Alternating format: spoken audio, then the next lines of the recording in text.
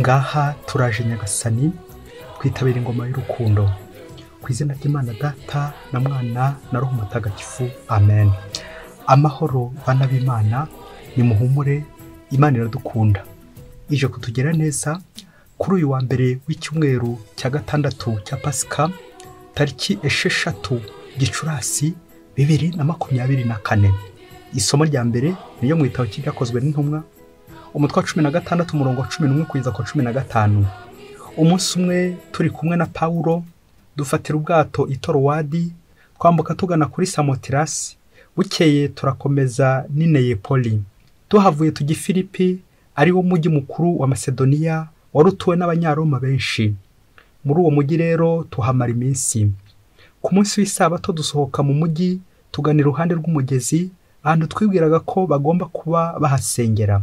Umwe muri bo witwaga Lidiya ukomoka mu mujyi wa Tiyatira, akaba n'umucuruzikazi w'imyenda y'imihemba, yarasangwa asenga Imana.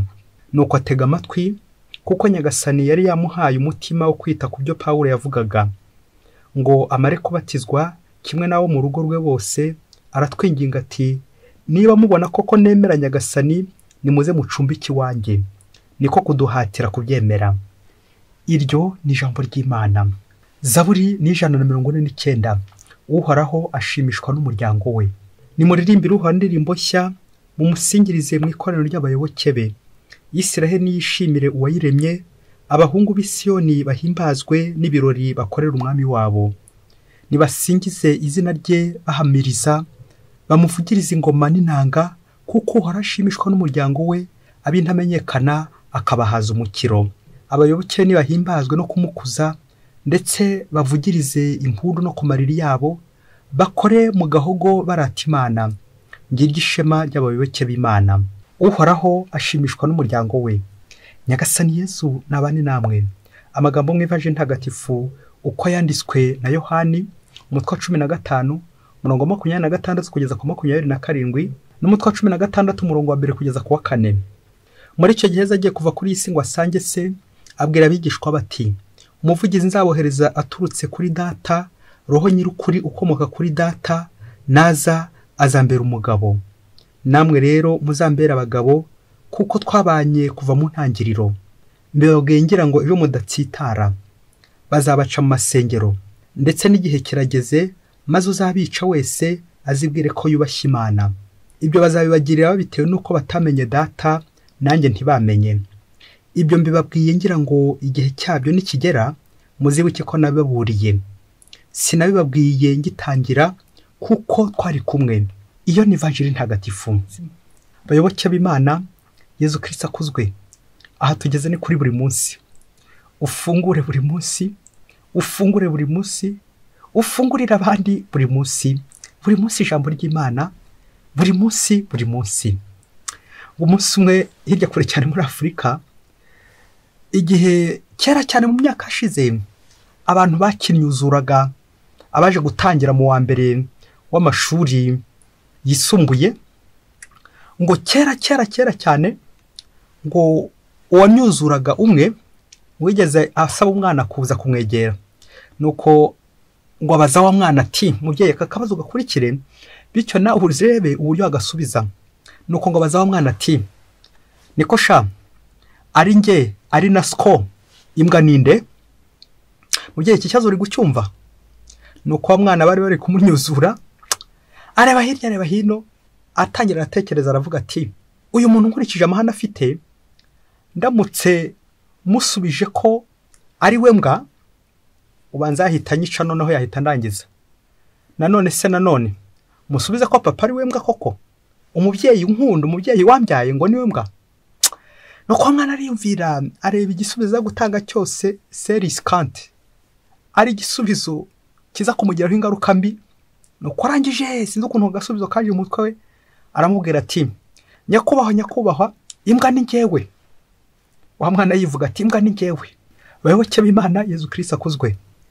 Ese ukurikije igisubizo cy'uyu mwana n'ahandi agikuye, ari uyu uri kumunyuzura uyu mukuru, ari uyu mwana, wowe urabona imbwa ari nde? Imbwa ninde? Bayoboke b'Imana, muri aka kanya tugiye gutandukanya imbwa n'umugabo, bityo twongere turebe igihe cyose uri gukora amafuti, uri gukubita abana b'abandi, uri guhemuka, uzamenye ko uri imbwa. Naho igihe cyose usubiza, ukavuga neza, igihe cyose ubanira abandi neza, igihe cyose ukora umurimo wawe uko bigomba, être responsable, aho nyine uri umugabo.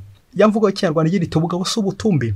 Kuba umugabo ntabwo ari ukuri mukuru, ntabwo ari ko ufite ijambo, ntabwo ari ukuri muvuga ari kijyana ukanibaza niyo rijya bikakuyobera. Kuba mukuru kuba umugabo ntabwo ari ukuzana umugore. Kuba umugabo ntabwo ari ukugira abana benshi, ahubwo kuba umugabo ni uko umuntu ushyira mu gaciro, ukamenya ko hari ibibazo utabazanye n'umwana. Niko sha ari siko ari ngewe imbwa nindi. Abayoboke b'Imana Yezu Kristo akuzwe. Amasomo kintu byacu dutegurira aryoshye cyane, ubwo tujya kuzirikana ku ngingo ko umugabo igira iti muzambera abagabo. Amen amen. Nawe rero uze gusohoka ngaha urebe niba utarabereye Kristo imbwa. Ese wabereye Kristo imbwa cyangwa wabereye Kristo umugabo? Ari nge ari siko umugabo ninde, imbwa ninde?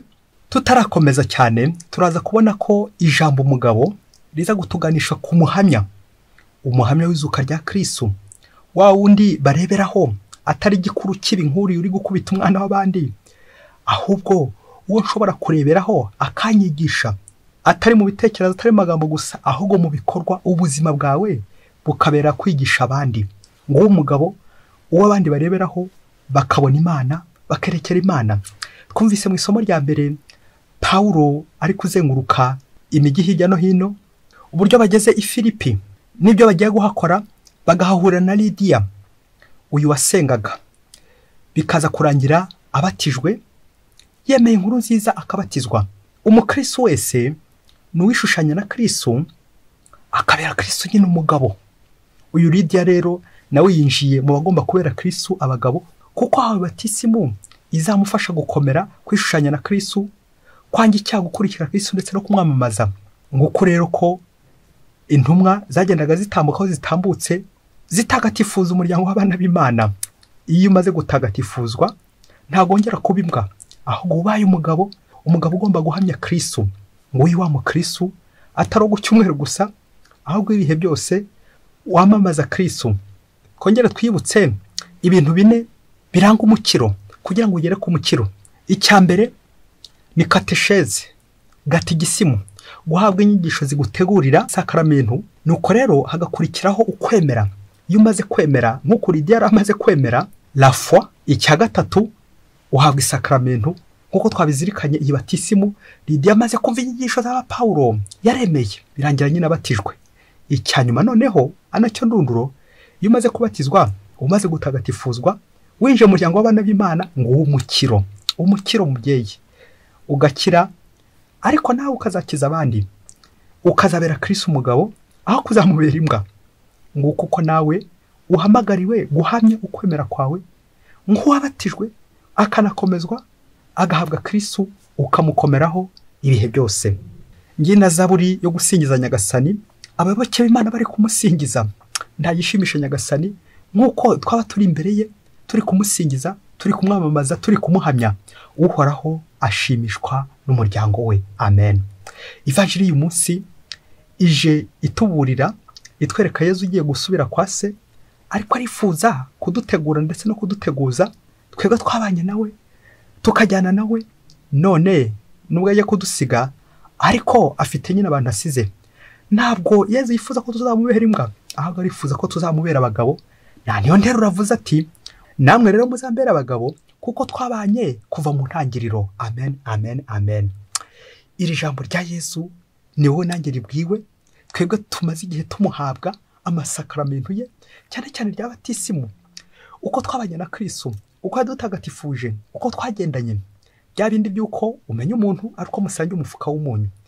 Iyo wabanye na Kristo akakumenya nawe ukamumenya, agira n'ibyo gushinga kujya kumwamamaza. Umugabo, umuhamya w'izuka, kuvuga Yezu aho kumuvuguruza. Umukristo aberaho kurengera abandi aho kubarenganya. Ngira rya jambo martyr, guhamya. Umuntu ahamyisha iki? Ugahamya ukoresheje amagambo, ibimenyetso, ibikorwa, ariko cyane cyane ubuzima bwawe. Ubuzima bwawe rero bufite icyo bwungura imbaga y'abemera, umuryango w'abana b'Imana ukubaho bituma abandi bashobora gukwiga ingero n'ingendo nk'uko twese twigana Kristo tukaba nk'uko Kristo yabayeho.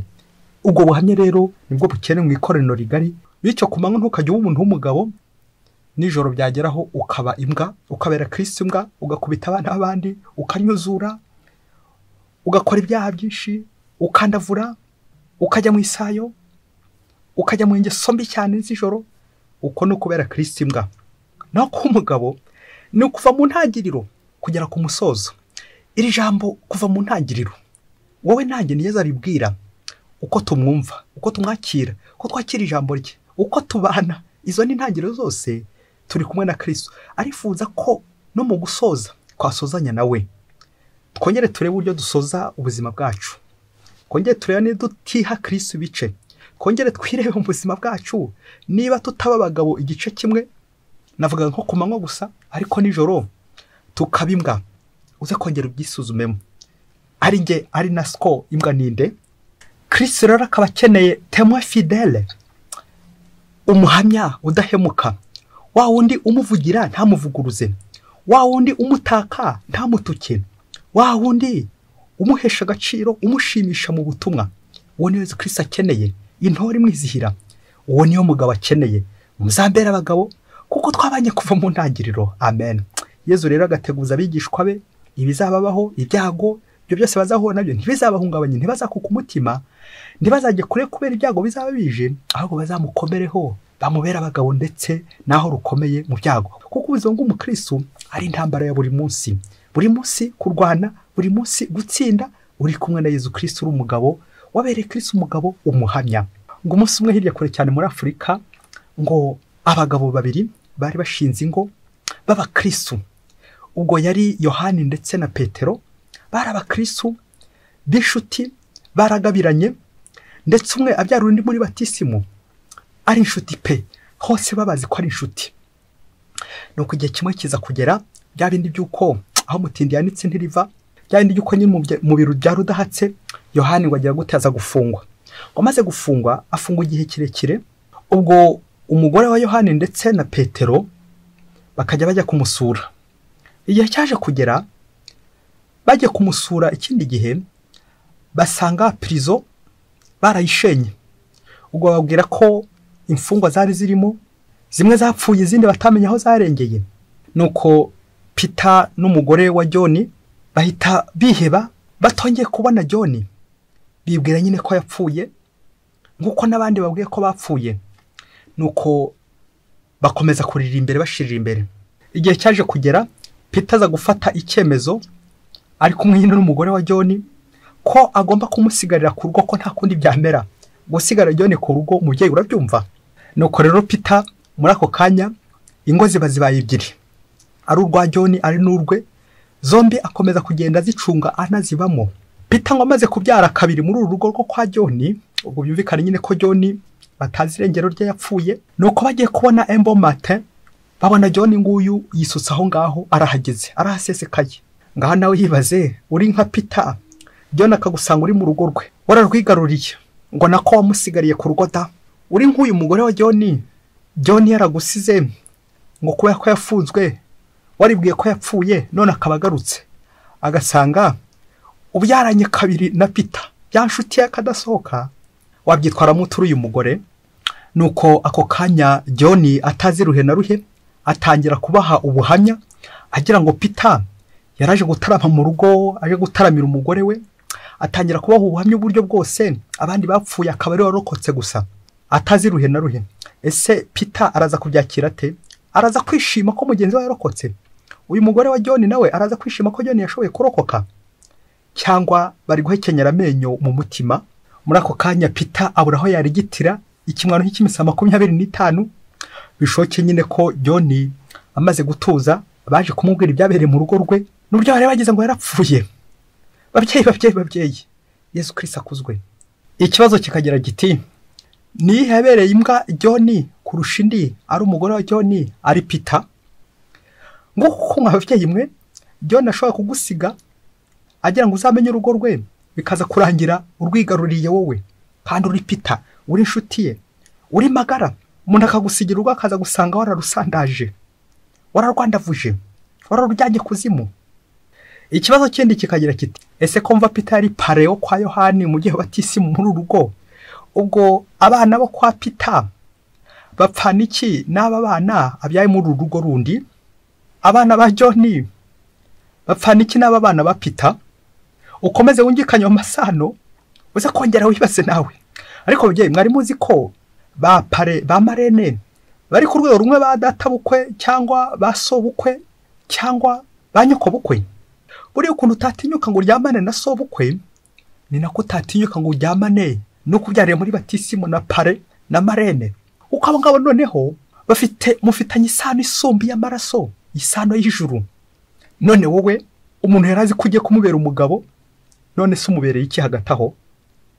Muzambera abagabo kuko twabanye kuva mu ntangiriro. Ongera ucunye uburyo Yohani na John babanye kuva mu ntangiriro, none ndebera ibyo Peter akoreye John.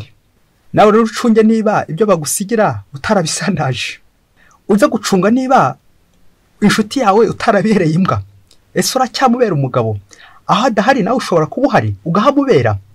Iyo umugore agusize ku rugo, aho nawe ntuhinduka ukamubera imbwa, cyangwa ukomeza kumubera umuhamya, ugahamya ko n'ubundi utamuta, ko n'ubundi utamuca inyuma, ko n'ubundi muracyari kumwe. Ubuhamya bwawe igihe wo mubana adahari wasanga bugerwa ku mashyi, wasanga ari ubuhemu gusa uhita uzana. Ubuhemu nguko bamwe birangira batakira abagabo. Nuko nawe sinzi icyo uzasubiza cya gisubizo cyaho mwana cyarakabaye nibwo uzasubiza utimbwa ni papa, bikaza kurangira uri kumoka. Kuko iyo usubije utimbwa ni papa, ubwo nawe wasanga uri nk'ikibwana, bikarangira nyine uri kumoka. Ugiye mu burenge w'urubwejuza mbwa, bikaza kurangira uri kumoka. Imbwa ntago ari gusa ifite umurizo, ntago ari gusimoka. Igihe cyose umuvandimwe yagusize ngo umusigarire ku rugo, bikaza kurangira uri kurusandaza, uri gusandaza amabanga, wagize ngo uri imbwa gake se wowe.